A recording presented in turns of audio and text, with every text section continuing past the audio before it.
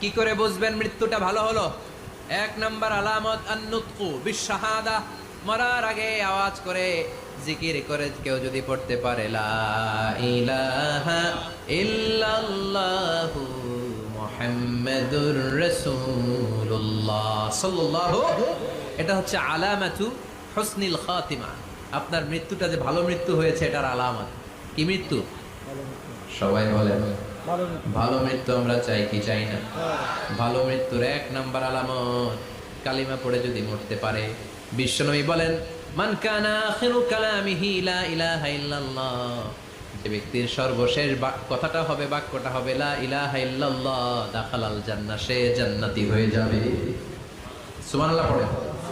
এরপরে বিশ্বনবী বললেন আল মুমিনু ইয়ামুতু বিজাবি ইরকিল জাবিন, মুমিন যখন মারা যায় তার কপাল ঘেমে যায়। সুবহানাল্লাহ পড়েন।